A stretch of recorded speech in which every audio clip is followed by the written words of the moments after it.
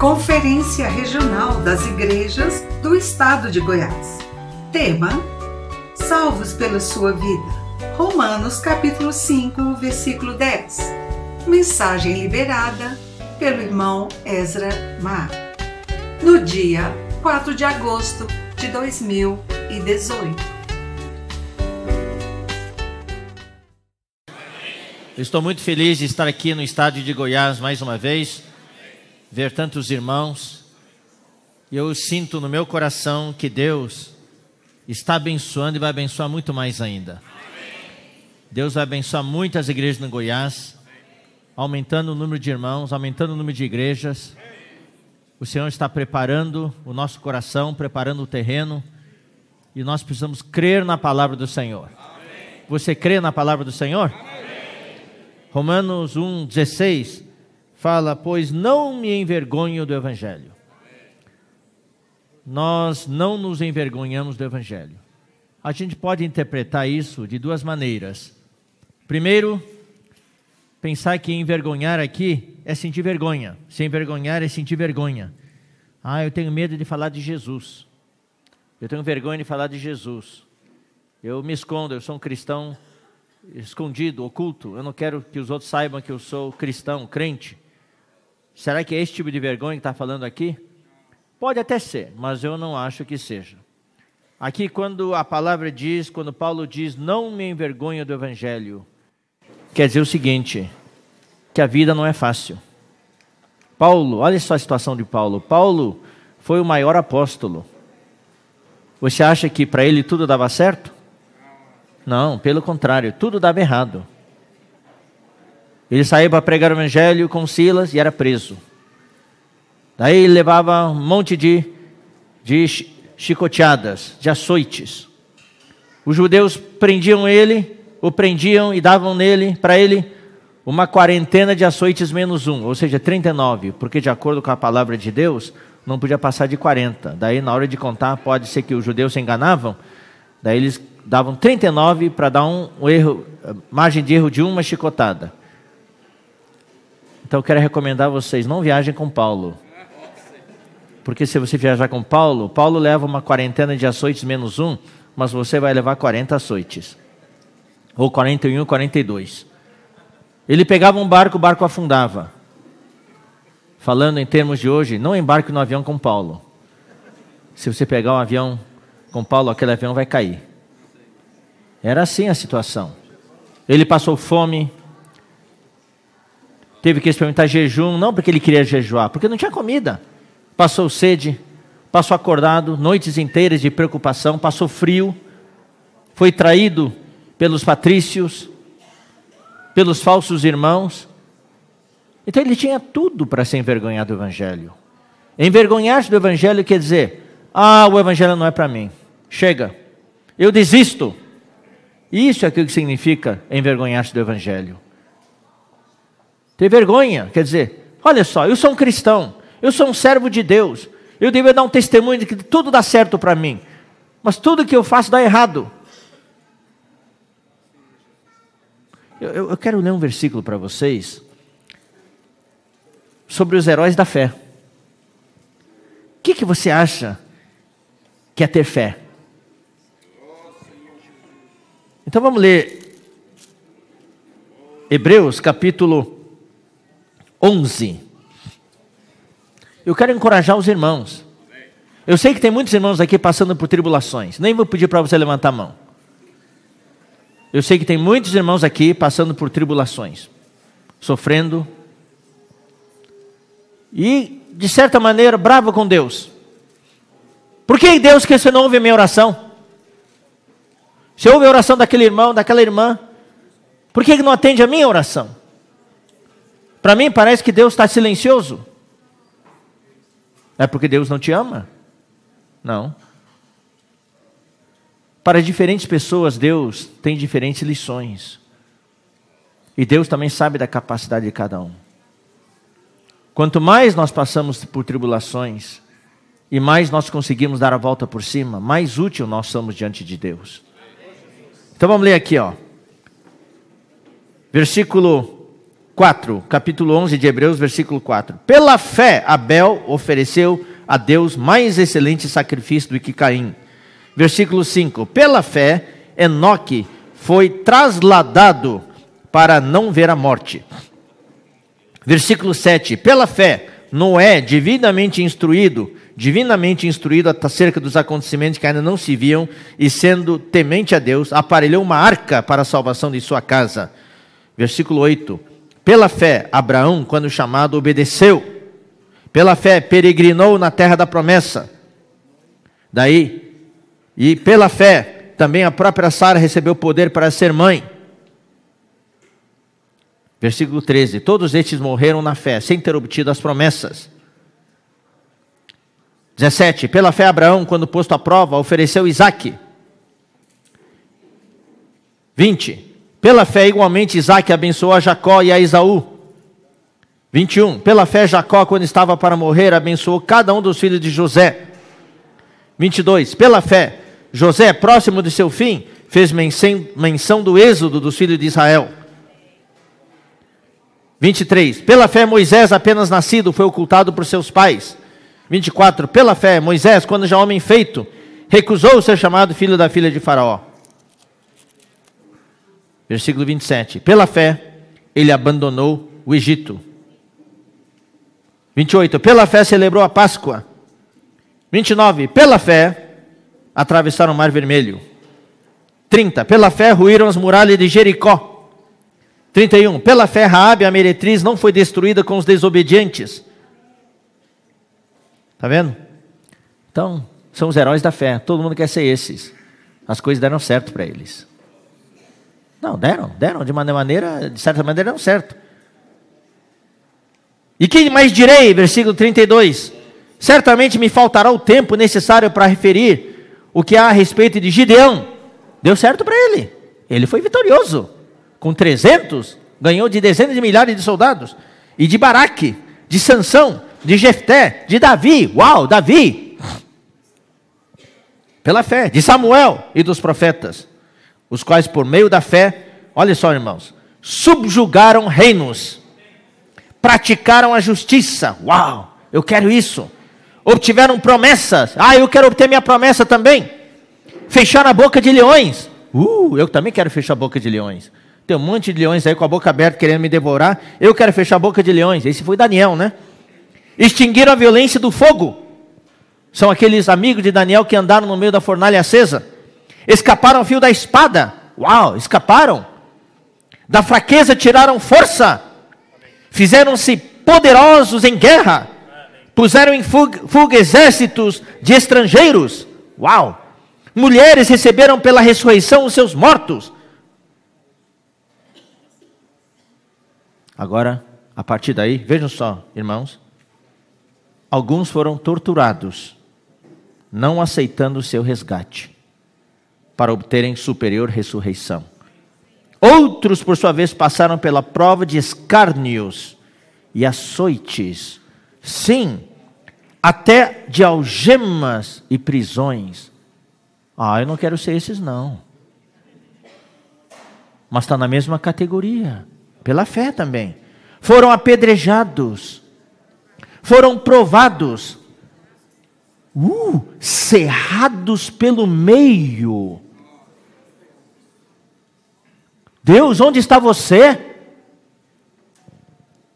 Mortos a fio da espada, andaram peregrinos, vestidos de peles de ovelhas e de cabras, necessitados, afligidos, maltratados, homens dos quais o mundo não era digno, errantes pelos desertos, pelos montes, pelas covas, pelos antros da terra. Ora, todos estes que obtiveram bom testemunho por sua fé, não obtiveram, contudo, a concretização da promessa, por haver Deus provido coisa superior a nosso respeito, para que eles sem nós não fossem aperfeiçoados. Esses últimos também eram heróis da fé. Eles não negaram a fé. Eles não se envergonharam do Evangelho. Será que por causa das situações, das tribulações, nós vamos desistir? Então, queridos irmãos, esses também são heróis da fé. Para eles, tudo que eles tiveram foi o silêncio de Deus. Mas tenham certeza, eles vão receber o galardão. Então, nós temos que ver, fé não é que sempre dá certo. Às vezes, mesmo na lição da fé, as coisas não dão certo de acordo com o que nós queremos, mas é de acordo com o que Deus quer. E eu sinto aqui no meu coração que as igrejas no Goiás já estão maduras o suficiente. E eu creio que para a grande maioria, através do exercício da fé, Deus vai abençoar muito. Mas haverá alguns casos que Deus vai levantar como verdadeiros heróis da fé, testemunhas do Senhor, que mesmo que aparentemente não tenham resposta de Deus, eu não vou me envergonhar do Evangelho. É isso que nós precisamos hoje. O que Paulo disse? Não me envergonho do Evangelho. Por quê? Porque é o poder de Deus para a salvação. É o poder. Quem quer experimentar poder na sua vida? Eu quero, você também quer. Para a salvação de quem? De todo aquele que crê. Só de falar de crer, eu poderia falar aqui horas. O crer, a fé, lá na conferência de jovens, na instância nós falamos da bomba atômica e da bomba de hidrogênio. Muitas vezes nós achamos que o poder é algo fora de nós. Uma dinamite, ou aquela bola demolidora, bola rompedora, que está no topo de um guindaste pela corrente, vem aqui, ó, e bum, derruba aquele prédio enorme. Achamos que poder é força exterior, que o poder é alguém pôr a mão na testa e a pessoa cai, que poder é curar, é expulsar demônios. Claro, isso tudo é poder.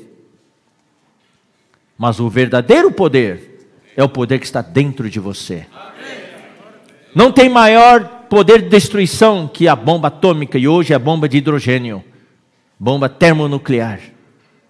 E essa potência, esse poder está dentro de um átomo. O termo átomo quer dizer indivisível. Tomo quer dizer divisão. Quer dizer não. Mas mal eles sabiam que dentro do átomo estava o poder de destruição. O grande poder.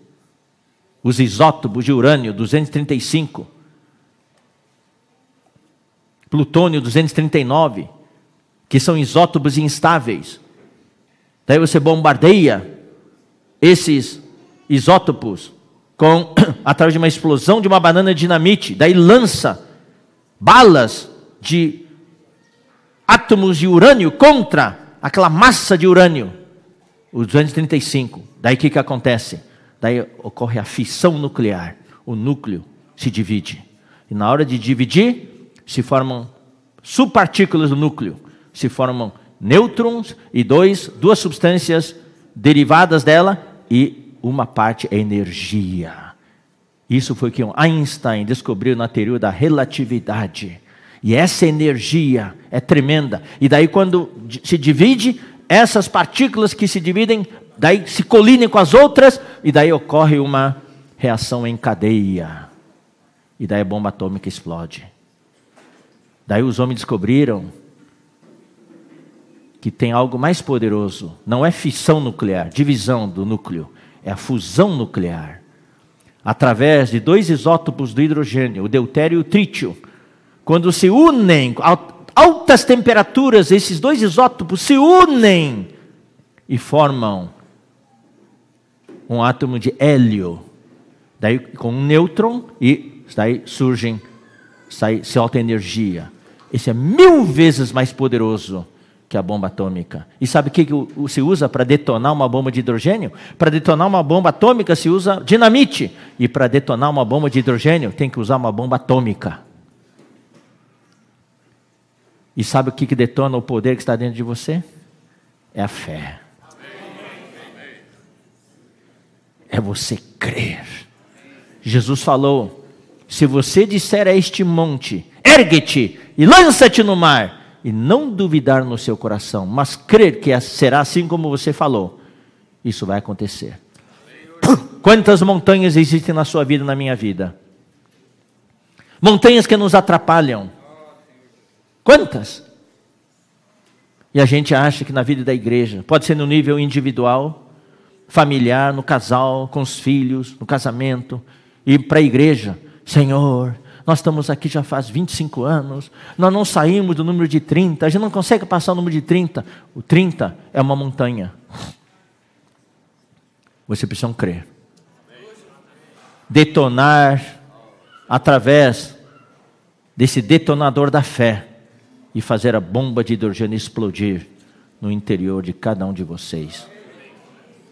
Daí essa montanha vai ser removida e daqui a pouquinho, logo, logo, essa igreja está com 30, vai ter 100 irmãos. E logo, logo de 100 vai para 300 irmãos. Eu sonho com um dia que aqui em Goiás as igrejas têm 500 irmãos e 1000 irmãos. A igreja em onde? Rio Verde. 1000 irmãos. Você crê? A igreja em Goianira. 857 irmãos.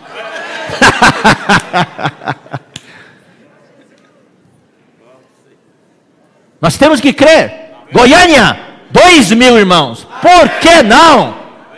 Anápolis, 1.500 irmãos. Por que não?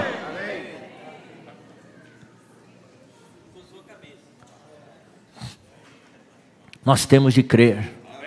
Nós temos de crer. A nossa maior barreira hoje, para que não experimentemos o poder do Evangelho, é a nossa incredulidade. Por isso que na mensagem 4, na conferência da instância para os jovens, nós falamos o poder que me liberta da incredulidade.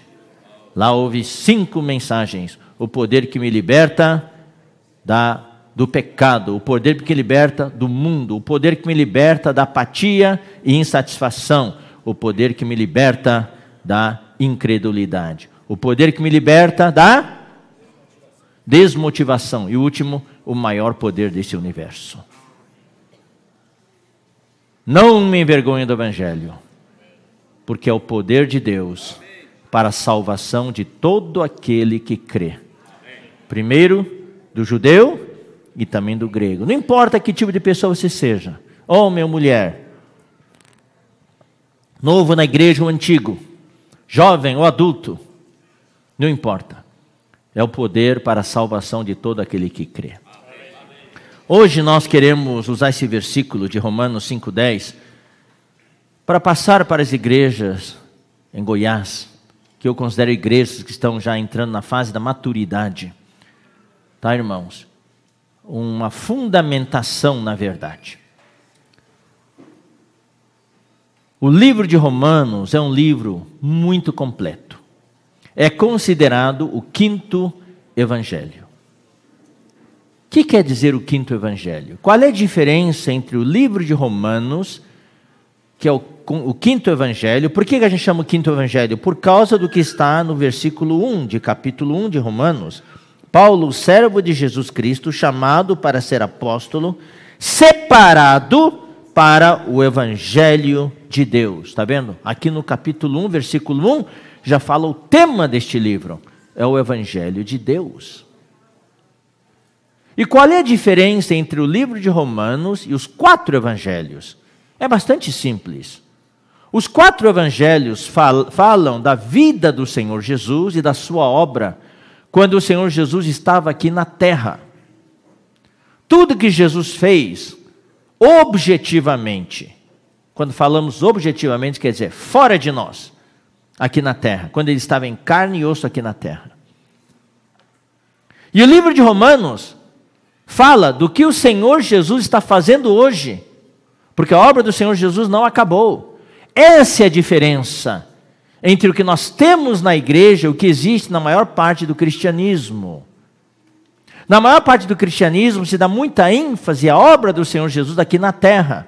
Se fala muito de Jesus de Nazaré, se viaja muito para Israel, ver aqueles lugares, E até tem templos que tem o formato, aquele, tem todas as tradições, como é que eu vou dizer, as regras, tudo de Israel, usam títulos, tudo de Israel, como se fosse do Antigo Testamento ainda.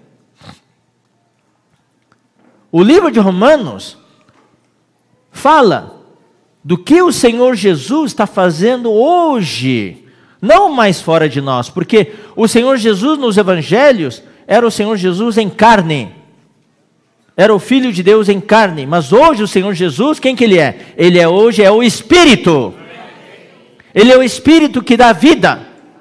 Então o livro de Romanos, que representa todas as outras epístolas, fala do que o Senhor Jesus está fazendo hoje dentro de nós. E nesta reunião e amanhã, nós queremos falar para vocês terem um quadro completo do que você está fazendo hoje na vida da igreja. O que Deus quer de você na vida da igreja. A maioria dos cristãos acha que Deus nos colocou na igreja para a gente ficar rico, para a gente ter saúde, para desfrutar as férias, sair para passear, comprar coisas. Essa é a nossa meta? Eu creio que na vida da igreja nós somos os poucos grupos cristãos que têm uma meta. A nossa meta é entrar no reino. A nossa meta não é essa terra aqui, não são as coisas terrenas, a nossa meta são as coisas celestiais. É entrar no reino, é amadurecer. Deus usa a vida da igreja para continuar esse processo de salvação dentro de nós. O trabalho de Deus não terminou. Por isso, Romanos 5:10. Pois se nós, quando inimigos, a primeira parte diz, fomos reconciliados com Deus, mediante a morte de seu Filho. Aqui é a primeira metade. Fala dos 4 evangelhos. Fala do que Jesus realizou aqui na terra por nós através da sua morte. E a sua morte é a culminância da vida do Senhor aqui na terra. O que o Senhor Jesus fez aqui na terra? Ele se encarnou. Então nós temos aqui a encarnação de Cristo. Nós temos em seguida o viver humano de Cristo. Um viver humano sem pecado. Depois nós temos os sofrimentos de Cristo aqui na terra. Como Ele sofreu por nós. Ele foi rejeitado a vida inteira. Desde o nascimento Ele já sofreu. Todos nós achamos que Jesus foi para a cruz no final da vida dele. Não, na verdade Jesus carregou a cruz dele a vida inteira. Já no nascimento dele, Ele tomou a cruz. Foi rejeitado. E daí quando Ele foi preso, daí Ele sofreu muito. Antes de ser preso no jardim do Getsêmani, naquela noite, quando Ele estava orando, os discípulos estavam dormindo, não conseguiam nem manter os olhos abertos, Jesus experimentou um alto grau de depressão. Quando fala que Ele estava profundamente angustiado, essa palavra no grego denota o nível 3 de depressão, o nível mais elevado. Ele sofreu psicologicamente por nós. Ele sofreu fisicamente depois, quando sofreu o bullying dos soldados e dos judeus.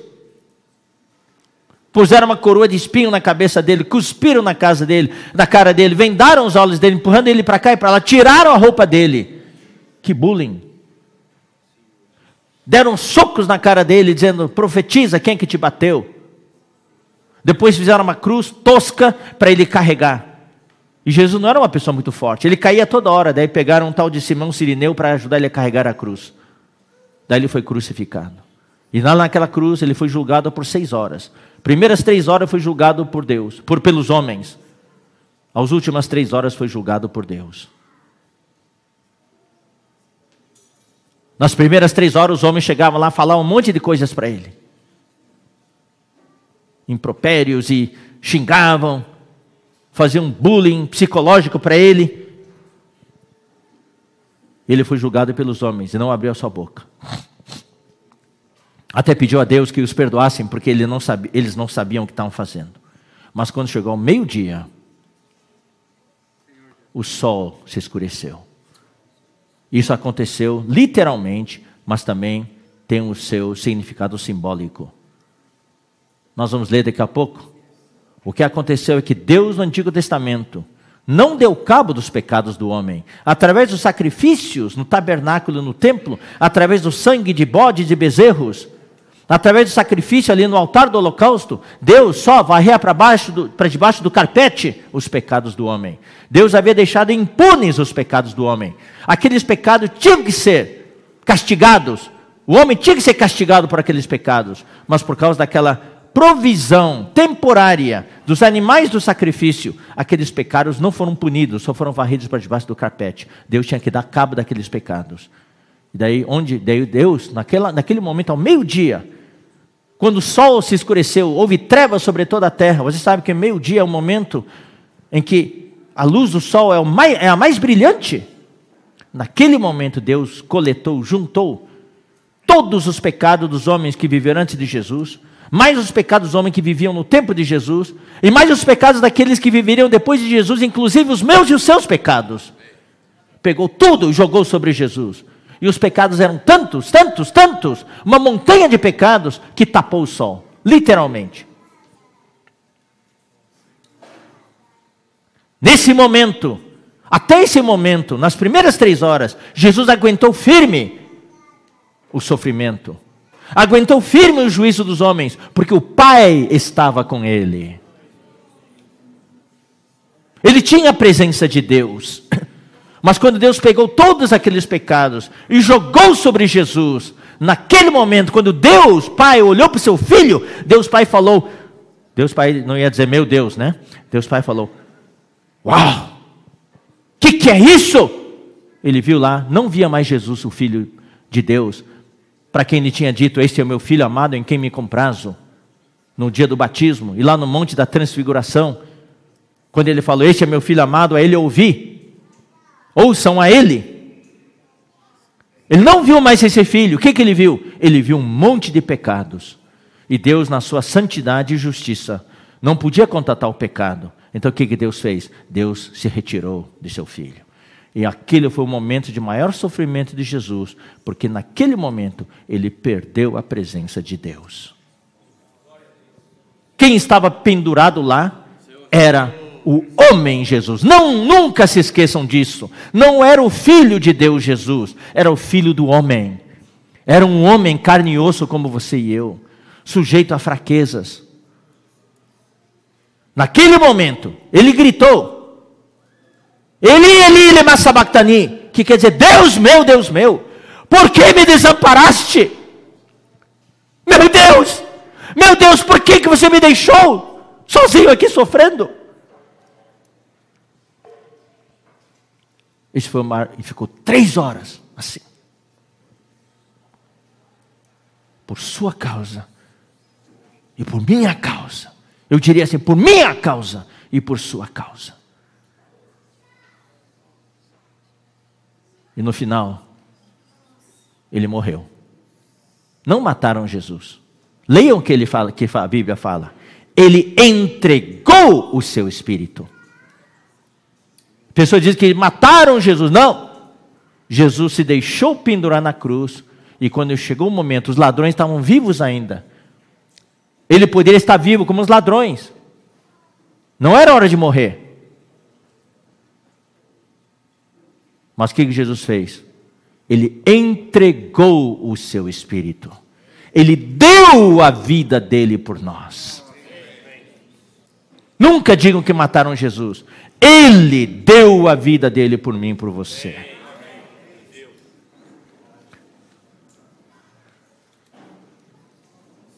Isso chama a redenção de Cristo.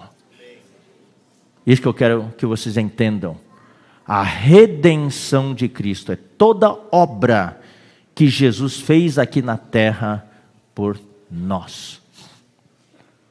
Incluindo a sua encarnação, o seu viver humano, os seus sofrimentos, o julgamento pelo qual ele passou, o padecimento pelo qual ele passou, a sua crucificação e no final a sua morte.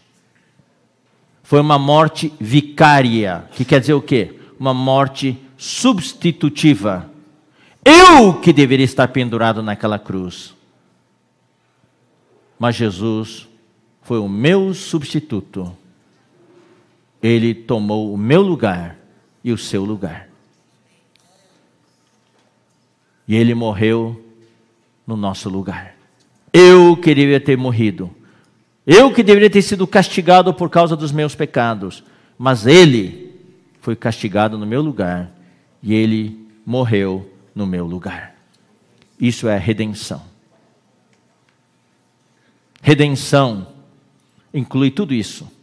E naquela cruz, Jesus obteve duas coisas, ou mais. Uma das coisas que ele obteve ali foi o perdão dos nossos pecados.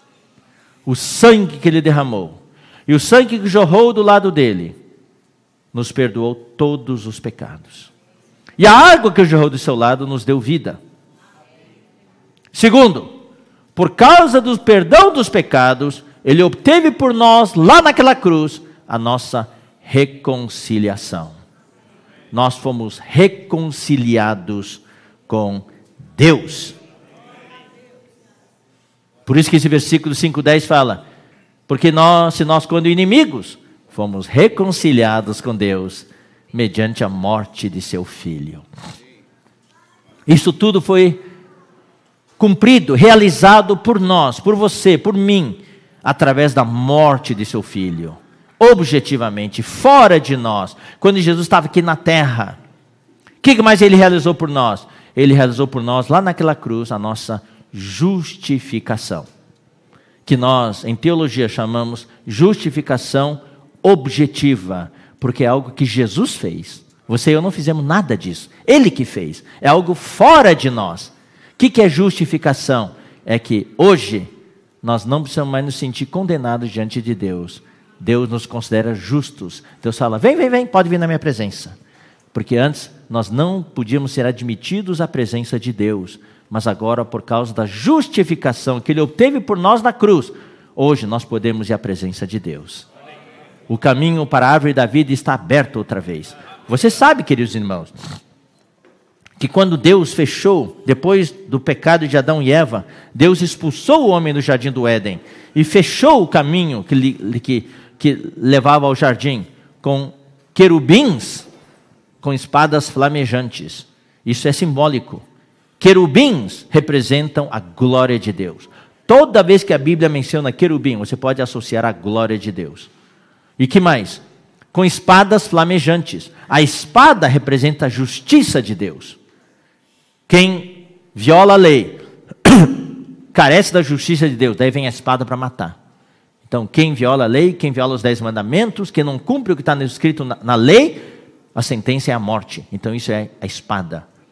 E espadas flamejantes, espadas de fogo. O fogo representa a santidade de Deus. O fogo é o que purifica, é o que santifica. Quando queima, limpa tudo. Então, tem 3 requisitos que impediam que o homem pudesse se chegar à presença de Deus. Eram os 3 requisitos, as 3 demandas, as 3 exigências. É o requisito da glória de Deus. Todos pecaram e carecem da glória de Deus. Segundo, da justiça de Deus. Requisito da justiça de Deus. E a Bíblia fala: não há justo, nenhum sequer. Só tem um justo, Jesus Cristo justo. E quando nós cremos nele, nós nos revestimos de Cristo. Quando Deus olha para nós, Ele vê Jesus. Nós somos justificados. Podemos ser admitidos à presença dEle. E terceiro, a santidade.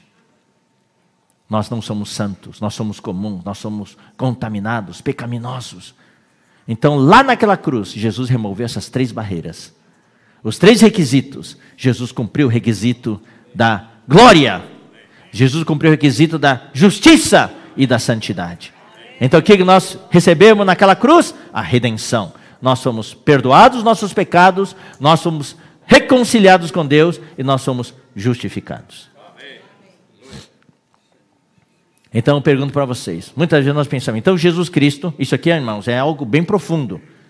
Cada item desse, a gente pode dar uma mensagem inteira, mas estamos resumindo aqui. Então vocês vejam, Jesus veio à terra, Deus enviou o seu Filho, porque a história, os 4.000 anos do Antigo Testamento, é uma história de derrota. Desde a queda do homem no jardim, Deus tem tentado cortejar o seu povo, cortejar os homens para ganhá-los de volta para Ele. E foi queda após queda, até que Deus abandonou a raça criada e, através do dilúvio, queria matar toda a humanidade. Mas uma família obteve graça na presença de Deus. Então foi a humanidade, toda a criação foi preservada. Mas logo, logo houve a queda outra vez. Daí, através da Torre de Babel, quando veio a Torre de Babel, Deus falou, chega! Então Deus desistiu da raça criada e chamou um homem. Por que ele chamou esse homem? Sei lá. Um dia, no reino, nós vamos perguntar para Deus.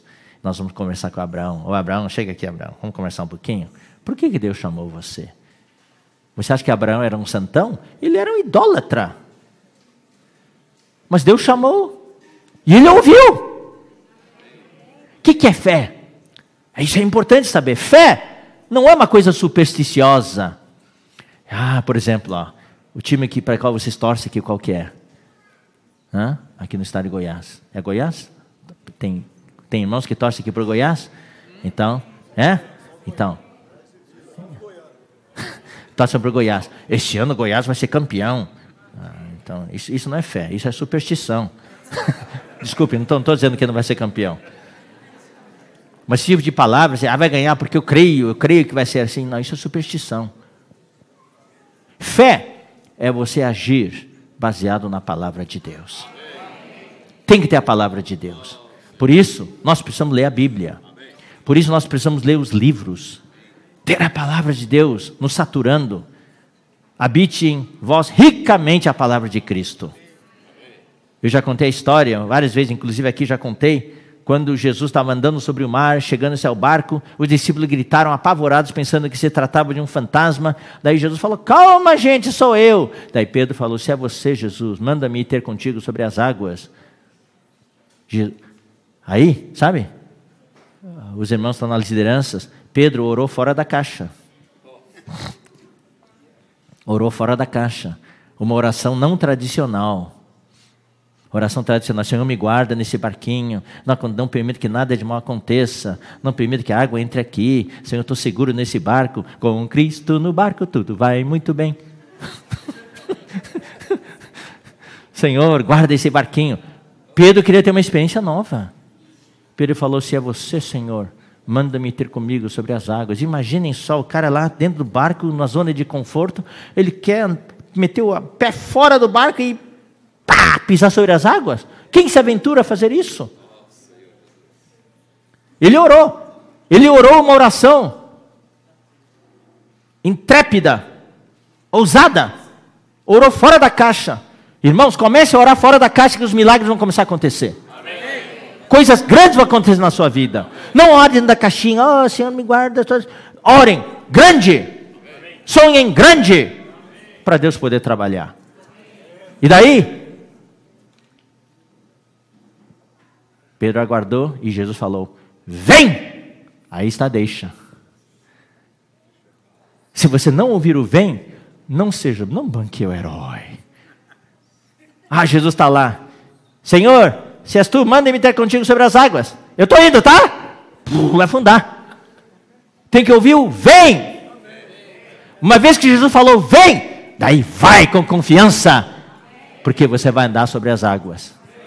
Mas o problema nosso, 2 Coríntios 5, 7, é que nós não andamos por fé, andamos pelo que vemos. E ele andou, estou andando. Daí, olha a onda, olha o vento, e afundou. Não durou muito. Então nós precisamos andar, não pelo que vemos, não andar no mundo lógico, não andar pela lógica, não viver pela lógica, não viver olhando o saldo da conta bancária, não confiar nos seus sentimentos, tem que confiar na palavra do Senhor. Por isso nós precisamos orar. O orar é o quê? Orar é sondar o coração de Deus. Quando a gente ora, se abre para o Senhor e temos a palavra de Deus, vem a palavra de Deus, e de repente você fala, uau, Deus falou isso para mim? E eu vou dizer uma coisa, Deus não vai falar palavras como muitos pentecostais acham, uma voz do céu dizendo, Pedro, faça isso, Não vai ter nada disso. Quando Deus fala hoje, Ele fala através do que você tem da palavra dele dentro de você. Por isso nós precisamos ler a palavra. Louvado seja o Senhor. Então eu volto de novo ao assunto. Então, Jesus veio. Então a gente agora entende a questão da redenção. E tudo isso nós tomamos posse quando nós cremos no Senhor. Então na redenção nós temos, eu repito, nós temos a encarnação de Cristo, o seu viver humano, os seus sofrimentos, o seu julgamento, a sua crucificação, a sua morte. E a morte realizou para nós tantas coisas, inclui o quê? A morte ele realizou por nós o perdão dos pecados, a reconciliação, a justificação. Tudo isso faz parte da redenção de Cristo. Mas também eu quero acrescentar um segundo item, que muitas vezes nós não percebemos. Jesus veio primeiro, sim, para realizar a redenção por nós. Mas tem mais uma coisa. Ele veio também, número 2, e isso que espero que vocês sejam tocados e valorizem isso e agradeçam a Deus por isso. Primeiro ele veio para realizar a redenção por nós. Amém? Somos gratos a Deus por isso? Amém. Segundo, ele veio para ser um homem, para viver a vida humana, para poder se tornar um sumo sacerdote compassivo, que tenha empatia por você e por mim. Ele veio não para ser o Filho de Deus, ele veio para ser o Filho do homem. A Bíblia fala que ele veio em semelhança da nossa carne pecaminosa, mas sem pecado. A Bíblia fala que ele foi tentado em todas as coisas, mas sem pecado. Vocês conhecem a história de Jó no Antigo Testamento. Quando Jó estava passando por aquele sofrimento, os amigos de Jó vieram consolá-lo. E Deus começou a dialogar com Jó. E Deus até repreendeu a Jó. Certo momento, Jó desabafou. E aquilo doeu no coração de Deus. O que Jó falou? Acaso você é homem para entender o que eu estou sentindo? Mais ou menos assim. E Deus entendeu. Deus nunca foi homem. Ele não entenderia o que o homem sente. Mas graças a Deus, 2000 anos atrás, Deus se tornou um homem. Ele se tornou um homem para viver aqui na terra. Sofrer o que você e eu sofremos. Para passar as carências que você e eu passamos. Para sofrer as tentações que você e eu sofremos. Para sentir empatia por nós. E para poder ser o sumo sacerdote que nos entende. Que se compadece de nós e pode hoje interceder por nós. Então vamos ler Hebreus capítulo 2.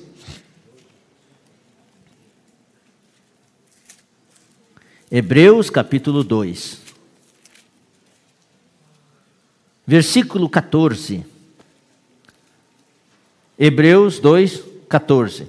Visto, pois, que os filhos somos nós, têm participação comum de carne e sangue. Todos nós temos participação comum de carne e sangue.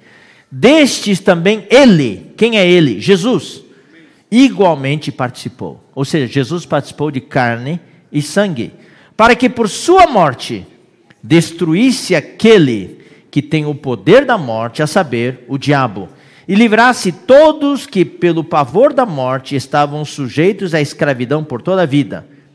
Pois ele evidentemente não socorre anjos.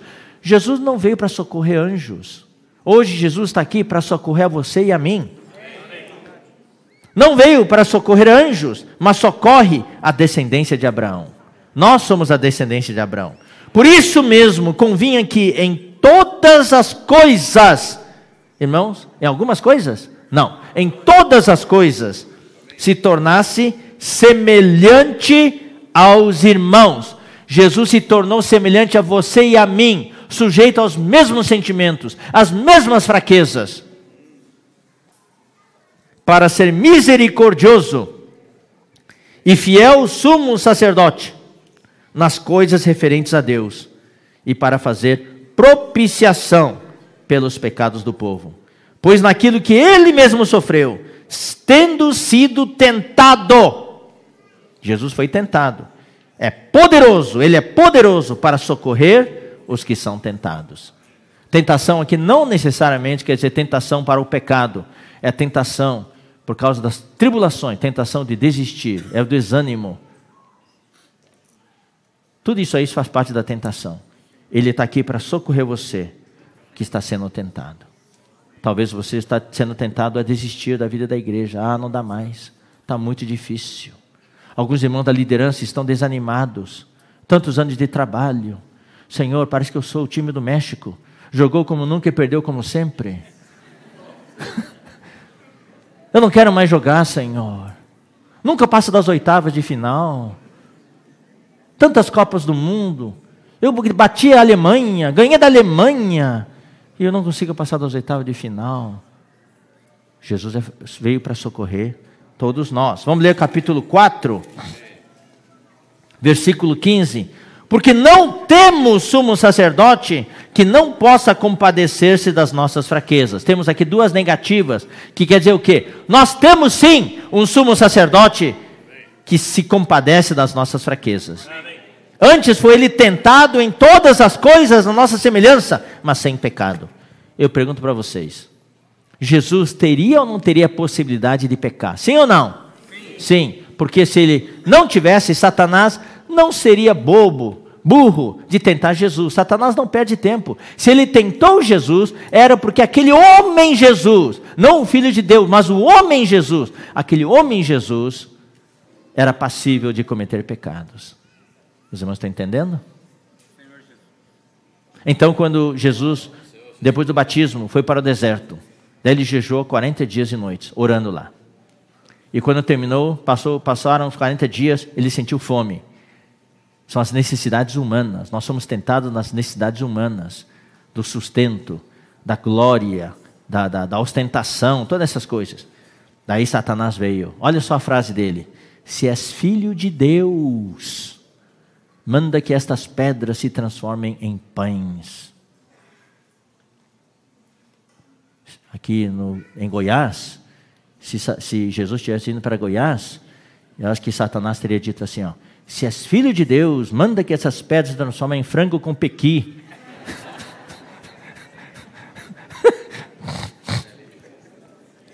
Eu amo pequi. Eu me lembro ainda, aqui em Goiânia, anos atrás, quando a Vilagem ainda estava aqui, eu me lembro, acabou a conferência, no local ainda, aquele localzão lá, a gente tinha o café, daí acabada a reunião, falaram assim, irmãos, vamos agora jantar, vamos formar duas filas.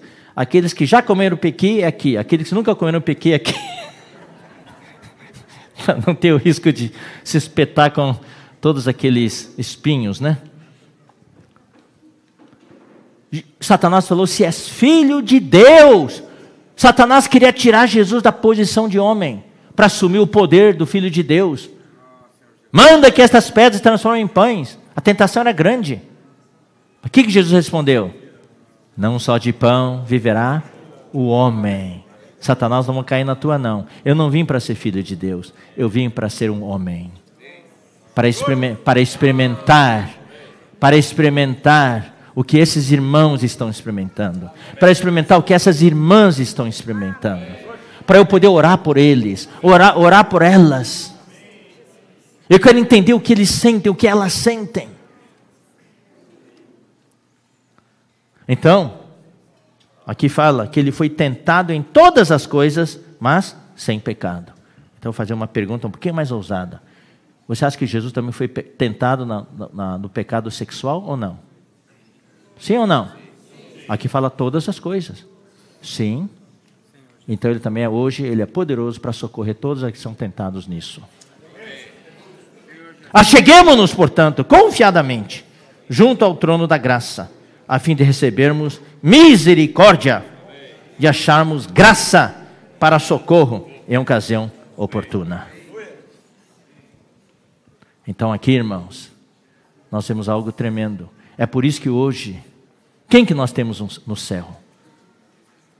Quem que Estevão viu no céu quando estava sendo apedrejado?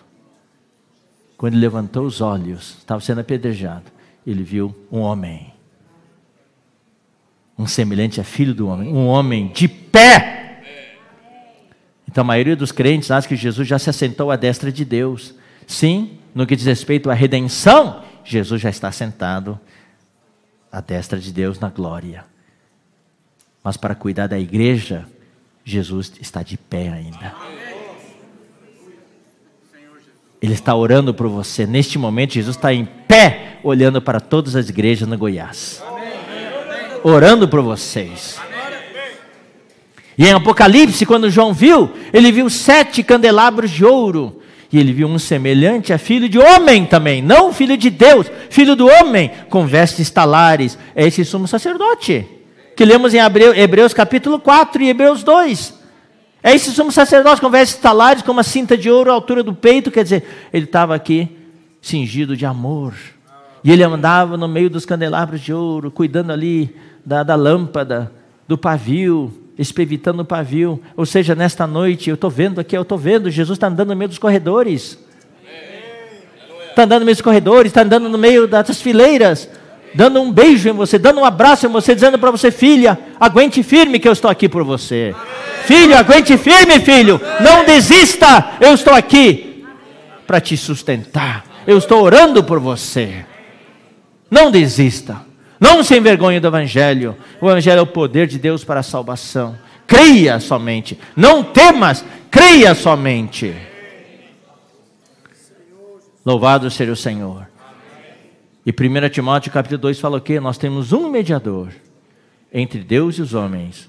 Cristo Jesus, vírgula, homem.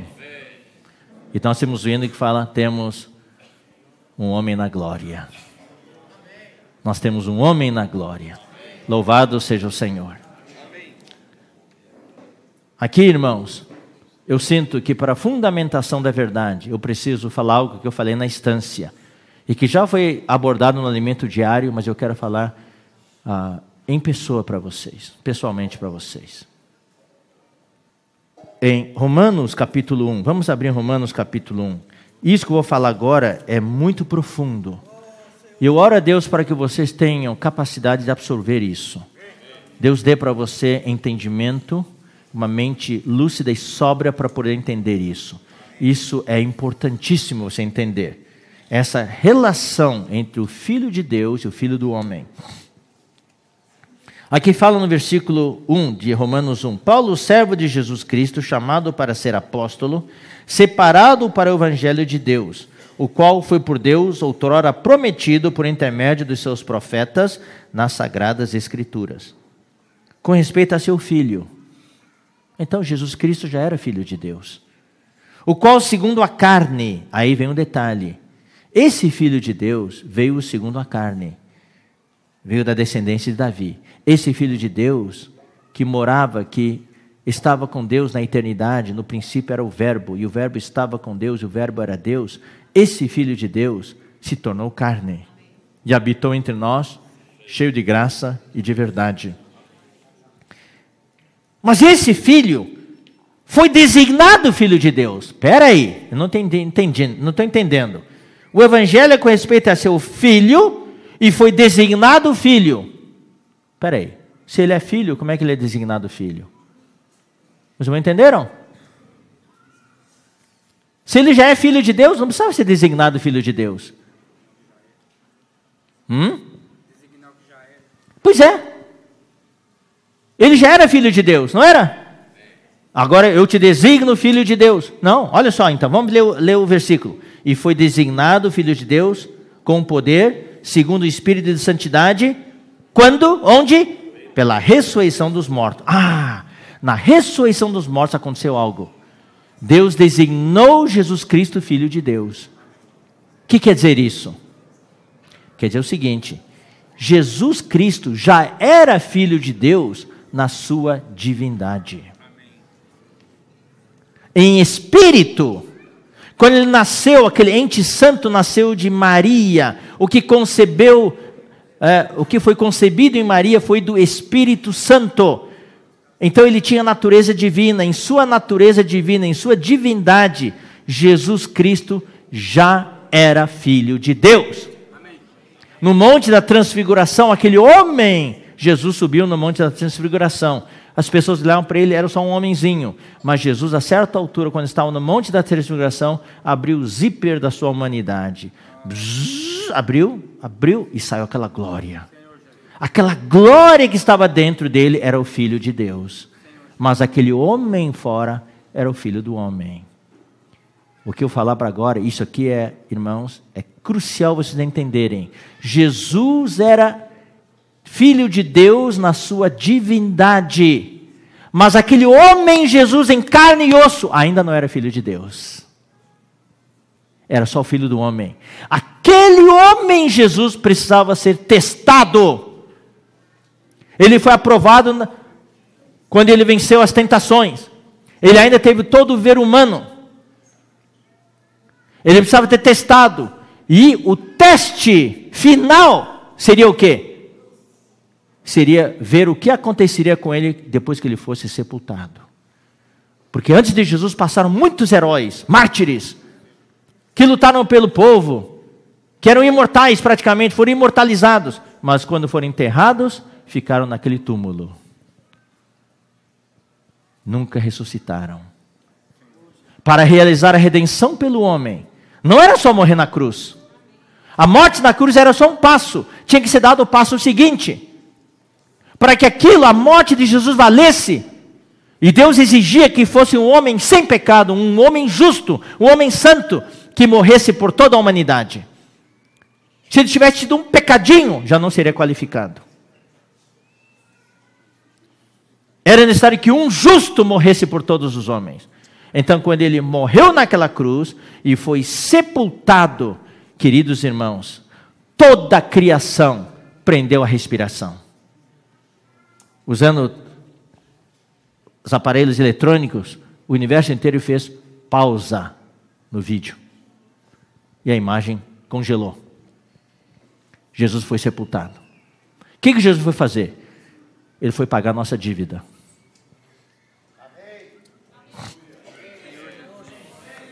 É como se alguém de vocês aqui, eu conto essa história, os irmãos dão muita risada. Aqui um irmão goiano quer ganhar muito dinheiro e fez um negócio com os chineses lá. E se deu mal. Se envolveu com a máfia chinesa e pronto, os chineses fizeram um negócio da China com ele. E daí o irmão ficou endividado com $1 milhão. Daí os chineses falaram para ele, se você não pagar, nós vamos matar você e toda a sua família. E matar também os irmãos da sua igreja. Opa! Daí, o único chinês que ele conhece sou eu. Deixa irmão Ezra, me ajuda, por favor. E a condição era, tem que levar esse dinheiro lá para a China. Não é enviar pelo banco, tem que levar pessoalmente. Daí eu ajudo ele, daí faço vaquinha aqui, vacona aqui e ali. Daí eu junto $1 milhão e eu vou para a China. Daí eu volto aqui. Você chama Vinícius. Vinícius, eu vou voltar, tá? Com a nota promissória. Só que eu vou, fico 1 mês, 2 meses, 6 meses, 1 ano e não volto. O que você acha que aconteceu comigo? Paguei a dívida? Ele nunca vai saber. Vai ficar pendurado a vida inteira. Eu acho que ele vai fugir de Rio Verde. Vai lá para Rio Branco. Mas se depois de 1 semana eu volto e falo, Vinícius, estou de volta. Ele vai dizer, glória a Deus, aleluia.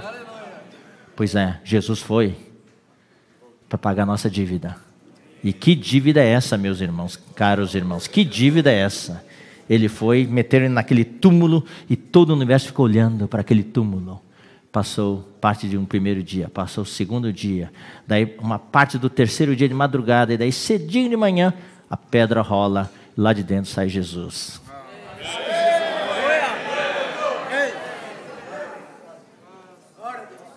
E todo o universo, daí pega, vamos, play outra vez, vamos lá. E a imagem começa a rolar outra vez. Jesus voltou para mostrar para nós que a dívida foi paga. Agora eu vou ler para vocês um versículo que vocês talvez nunca entenderam, que eu vou entender agora. É Romanos 4:25. Romanos 4:25. O qual foi entregue, foi morto, foi crucificado enterrado por causa das nossas transgressões, e ressuscitou por causa da nossa justificação.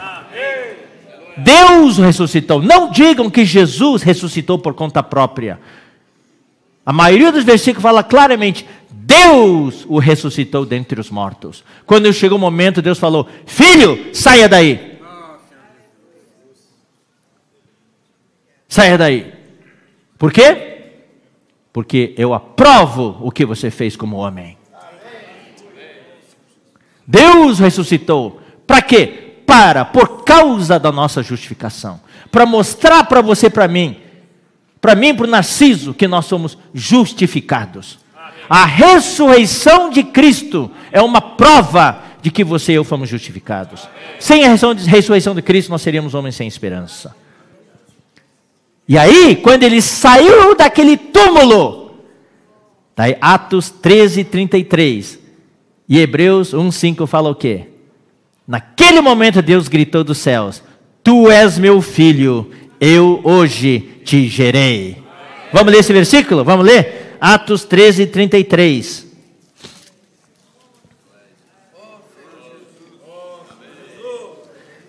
Como Deus a cumpriu. Vamos ler o 32 também. Nós vos anunciamos o evangelho da promessa feita a nossos pais. Como Deus a cumpriu plenamente a nós. Deus cumpriu esse evangelho a nós, seus filhos, fazendo o quê? Ressuscitando a Jesus. Como também está escrito no Salmo 2: tu és meu filho, eu hoje te gerei. Ou seja, Jesus já era filho de Deus na sua divindade. Mas agora, quando ele saiu do túmulo, aquele homem Jesus também foi designado filho de Deus.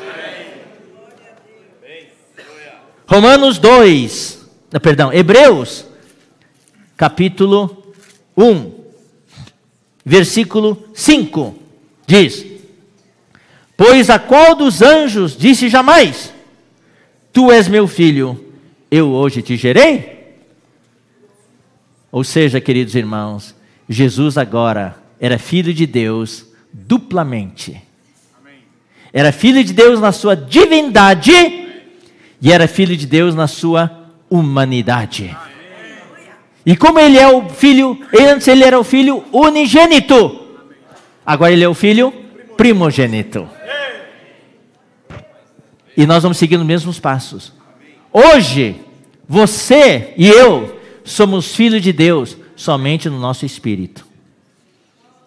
Aqui, ainda não somos filhos de Deus. A nossa carne, o nosso corpo vai se tornar filho de Deus no dia em que nosso corpo for glorificado. No dia que Jesus voltar, quando soar a última trombeta e esse corpo for transfigurado, daí sim nós vamos receber a plena salvação de Deus. Nós seremos então filhos de Deus no espírito, alma e corpo. Daí nós vamos receber a plena salvação de Deus. Entre mentes, quer dizer, nesse meio tempo, nós só somos filhos de Deus no nosso espírito. Mas estamos sendo filhificados, é um neologismo. Estamos nos tornando filhos, cada dia um pouquinho mais, permitindo que a vida de Deus sature a nossa alma e o nosso corpo. Amém. Um dia, todo o nosso ser tripartido será filho de Deus. Isso está em 1 Tessalonicenses, capítulo 5. E isso nós conhecemos, é um versículo conhecidíssimo, versículo 23. Fala: o mesmo Deus da paz, 1 Tessalonicenses 5:23, o mesmo Deus da paz vos santifique em tudo, e o vosso espírito, alma e corpo sejam conservados íntegros e irrepreensíveis na vinda de nosso Senhor Jesus Cristo. Louvado seja o Senhor. E é isso que está acontecendo hoje. Amanhã nós vamos continuar. Fomos já reconciliados com Ele, com Deus, através da sua morte. Nós recebemos a redenção, recebemos o perdão dos pecados, nós recebemos a reconciliação, a justificação objetiva. Muito mais, estando já reconciliados, seremos salvos pela sua vida. Muita gente para na salvação através da sua morte. Eu já fui perdoado. Oh, já fui justificado, fui reconciliado, agora é só esperar ir para o céu. Não, tem muito mais. Quem aqui já participou de um banquete chinês? Levante a mão. Quem já participou de um banquete chinês? Poucos. Se eu tivesse dinheiro, eu ia convidar todo mundo para São Paulo comer comida chinesa. Comida chinesa não é assim, vem todos os pratos de uma vez. O banquete geralmente tem 12 pratos. São 12 pessoas numa mesa redonda e 12 pratos. São 8 pessoas, são 8 pratos. Então, ele traz o primeiro prato. Daí a gente come, cada um come um pouquinho só. Com palitinho. Para comer pouquinho. Tem gente que fala assim, só tem um prato. Eu vou encher meu prato aqui porque não vai sobrar, senão eu vou passar fome. Não faça isso. Só come um pouquinho para provar, para saborear. Daqui a pouquinho vem o segundo prato. Deve ser para um pouquinho, deve vir um terceiro prato. Deve para um pouquinho. Ou seja, tem muito mais. Vai comer? O primeiro prato, levanta. Obrigado, viu, irmãos, pelo almoço. Eu estou indo, eu tenho que trabalhar, estou indo. Irmão, tem mais 11 pratos. Se nós, quando inimigos, fomos reconciliados com Deus mediante a morte de seu Filho, muito mais! Estando já reconciliados, seremos salvos pela sua vida. Agora não é mais pela sua morte. A sua morte realizou o que tinha que realizar. Já realizou a redenção, o perdão dos pecados, a reconciliação, a justificação objetiva. Agora nós estamos sendo salvos pela sua vida. E pela sua vida, nós temos o quê? A justificação subjetiva. Nós temos a santificação. Nós temos a transformação. Nós temos a conformação. E nós temos a glorificação. Então amanhã nós vamos ver isso. Muito mais. Seremos salvos pela sua vida. E quando chegarmos no final, nosso corpo será transfigurado. E nós vamos ser filhos de Deus também em nosso corpo, em nossa carne. Louvado seja o Senhor. Então, irmãos, aguentem firme na vida da igreja. Tem muito mais para nós ainda. E Deus vai fazer muitas coisas aqui em Goiás. E isso aqui não é só para nós, não. Nós temos que trazer muita gente. Todo o povo aí, goiano, merece isso. Deus já fez tudo isso por eles. Eles precisam saber disso. Nós temos que sair e proclamar. Trazê-los para a igreja. Louvado seja o Senhor. No final, eu quero só dar um encorajamento para vocês. Não, irmãos. Põe um peso sobre vocês. Eu tenho que saber pregar o evangelho, mas não sei pregar, então não vou pregar. Eu vou dizer uma coisa para vocês. Não se preocupe com isso. Eu quero encorajar vocês. Quem consegue pregar, pregue e convertam pessoas. Se você não consegue pregar, não precisa pregar não. Só faça uma coisa. Convidem os seus amigos e familiares para vir para a reunião. Amém. Só faça isso. Convide 2 aqui, semana seguinte convide 3, outra semana convide 2. E Deus vai ser encarregado de salvá-los e acrescentar eles na vida da igreja. Claro, daí a liderança tem que ter uma reunião boa, gostosa. Servir aquela comida chinesa gostosa. Hoje à noite nós vamos falar um pouquinho com as lideranças. Nós temos que melhorar a nossa embalagem. O conteúdo já está muito bom, tem que melhorar a embalagem. E as pessoas vão começar a vir e crescer. Pessoas vão ser curadas, as pessoas vão ser consoladas, as pessoas vão receber uma visão fantástica. E as pessoas, as novas, são as que mais convidam. Vão convidar mais pessoas e a bola de neve vai começar a rolar. Amém? Amém. Jesus é o Senhor. Vamos ficar de pé, eu vou orar por vocês, daí vamos compartilhar em pequenos grupos, para revisar um pouco o que você ouviu. Senhor Jesus, nós queremos abençoar todas as igrejas aqui no Goiás. Nós te agradecemos pelo teu povo aqui neste estado. Senhor, este povo foi escolhido por ti. Senhor, te agradecemos por ter nos reconciliado com Deus através da tua morte. Mas nós sabemos que tem muito mais. Nós queremos participar desse muito mais. Nós agora queremos ser salvos pela sua vida.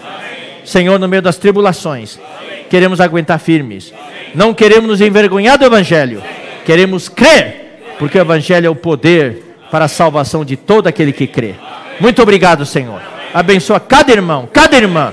Aqueles que estão em pecado, liberta, Senhor. Aqueles que estão enfermos, cura, Senhor. Seja enferma física, enferma psicológica. Cura, Senhor. Aqueles que estão desanimados, Senhor, tu possas encorajar. Aqueles que estão desempregados, Senhor, possa abrir as portas para o emprego. Senhor Jesus. Aqueles que têm conflitos, possa, Senhor, dar-lhes paz no coração. Muito obrigado. Oramos pelos casais, que possa restaurar todos os casais. Oramos pelos filhos nossos, que os nossos filhos possam te amar e te seguir. Abençoa as igrejas, abençoa cada irmão. Tu és o nosso sumo sacerdote, que se compadece de nós. Ore por nós, Senhor. Interceda por cada um dos irmãos aqui. Nós te agradecemos e abençoamos em nome do Senhor Jesus. Amém.